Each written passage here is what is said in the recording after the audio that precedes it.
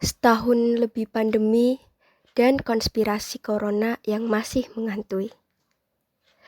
Kita tentu masih ingat di awal bulan Februari tahun 2020 saat sebuah virus pertama kali ditemukan di Cina.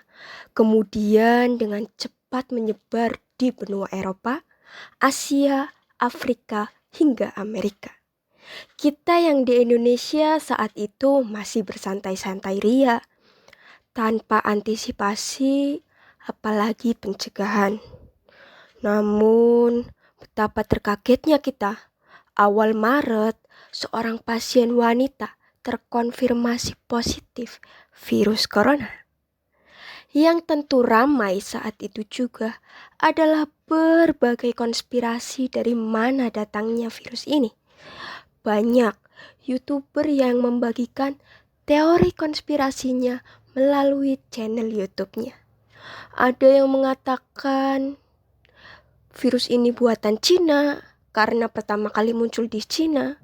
Ada yang mengatakan ini kebocoran ilmiah dari pabrik kimia. Hingga ada yang mengatakan bahwa virus ini adalah suatu program yang dibuat untuk memusnahkan manusia secara tersistem selama 100 tahun sekali. Yang mengejutkan, ternyata banyak orang yang menerima teori-teori ini secara mentah-mentah dan bahkan menyebarkannya. Alhasil, teori ini membuat banyak orang percaya bahwa virus corona hanya buatan dan akal-akalan manusia. Akhirnya banyak orang yang mengacuhkan dan menyepelekannya. Saat itu pun kebijakan Kementerian Kesehatan juga bisa dikatakan mengabaikan, dan masih dalam bulan yang sama tidak ada pengetatan kegiatan masyarakat. Padahal di negara-negara besar bahkan sudah melakukan lockdown total untuk mencegah masuknya virus ke negara tersebut. Berlalu 1 tahun kemudian, pandemi masih melanda dan tak kunjung reda. Tercatat berkali-kali Indonesia memecahkan rekor dengan kasus harian tertinggi, bahkan kedua di dunia. Akibat banyaknya teori konspirasi keberadaan corona di tahun 2020, membuat masyarakat awam hingga sekarang masih tidak bisa melepaskan teori itu. Banyak dari mereka yang masih enggan mengikuti protokol kesehatan.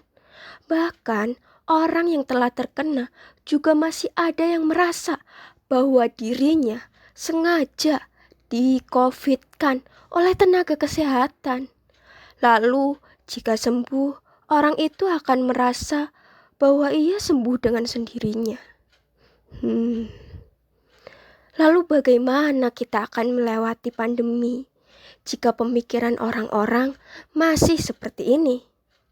Ayo, kita sebagai orang yang tahu dan paham perlu mengingatkan dan menegaskan baik kepada teman-teman terdekat maupun keluarga bahwa virus ini sangat berbahaya, bukan hanya untuk diri sendiri, tapi juga untuk orang lain